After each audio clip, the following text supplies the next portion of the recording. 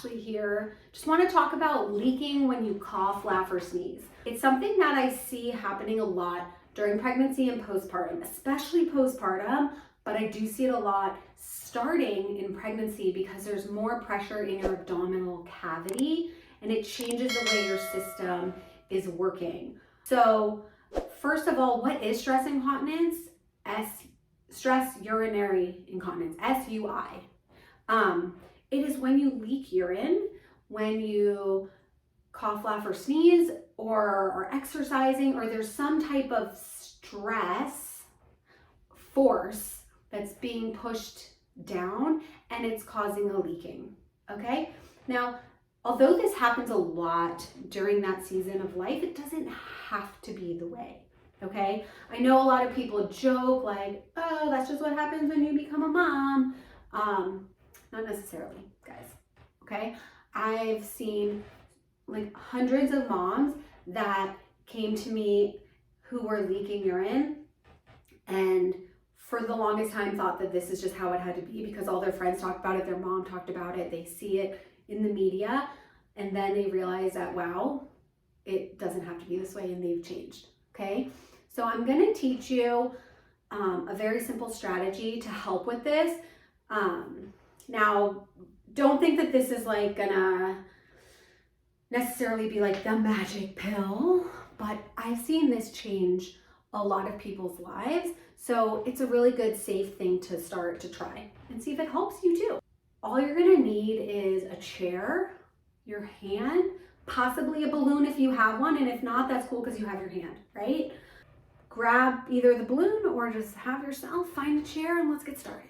All right, so before we change anything and start working on a strategy of supporting your pelvic floor and managing that pressure in your abdominal cavity, let's gain some awareness of what's actually happening down here at the pelvic floor, okay? So sitting is gonna be your position for this, this test. It's more like an exercise. Sitting on a chair or an exercise ball is really good. The idea is that you're using the chair or that exercise ball to give you some feedback as to what's happening down here at the pelvic floor.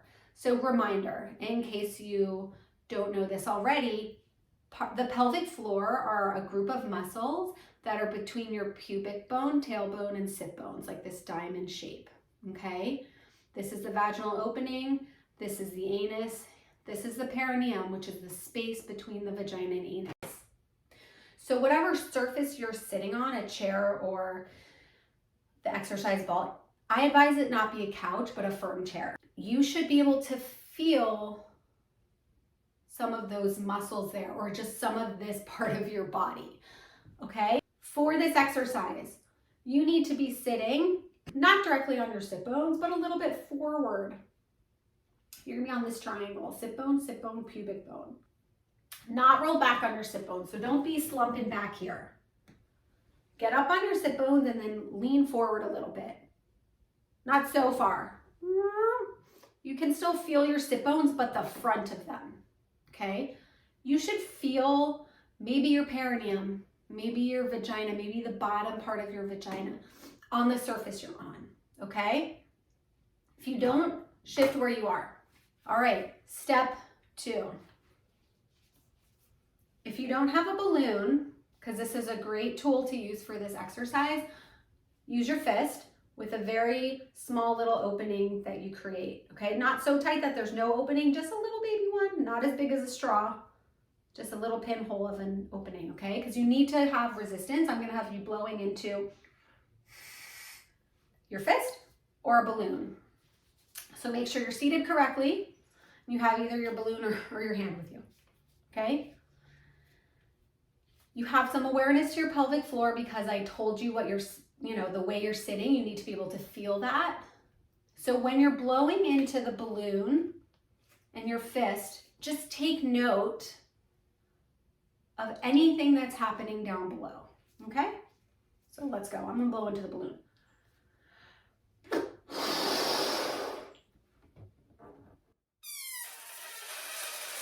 Okay, whoop, right in the pelvis, perfect.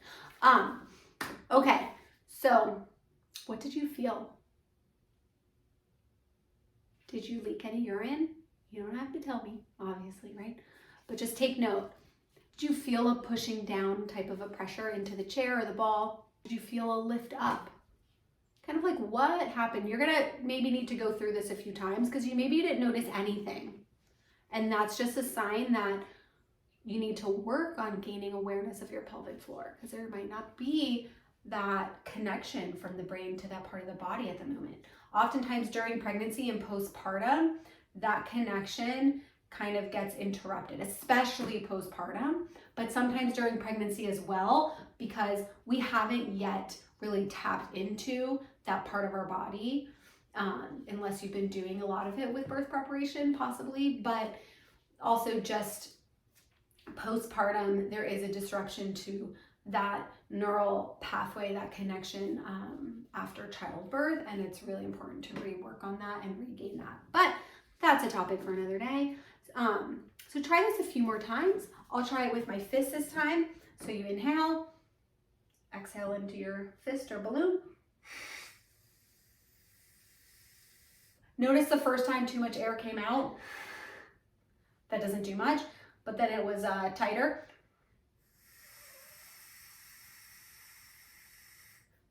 And it's a slower, longer exhale, so I should be able to kind of sense what's happening. If you leaked, okay, that's a sign that number one, either pressure was moving down, or number two, there wasn't enough support up, or both, okay? If you're feeling pressure going down, that's a sign to really manage your pressure system and having that cough come up and out, okay? If you felt the perineum or some part of your pelvic floor moving down into the chair or the ball, again, a sign that you need to be supporting from below, okay? Often it's both that need to be worked on simultaneously. But the first step is having awareness of this part of the body. How can you Kegel and do your pelvic floor contraction if you don't even have the awareness? So this exercise is one way to gain awareness down there and to gain awareness of what's happening when you're exhaling. So the next step, once you have awareness of it, is to learn how to do it differently. If you're feeling the pressure down, the pelvic floor moving down, if you're leaking, any of that, then it's like, this isn't working for me. I need to do something differently. And then you start actively, with the awareness, doing it differently. And you might not get it every time, and that's okay, because who's expecting that things are perfect every single time, okay? It takes a while of repetition and practice of doing something a different way to create new neural pathways of doing it a new way, creating a new pattern in your system. Okay, I like to think of things as like a tube of toothpaste, all right? If I squeeze in the middle, just pretend like I'm holding toothpaste. If I squeeze in the middle of the toothpaste will squirt up through the top of it, but it will also like kind of push down into the base of it. Isn't it annoying? Like, who here's partner squeezes the toothpaste in the middle? Oh my gosh, and then it's all hanging out here at the bottom. Okay, that's so annoying.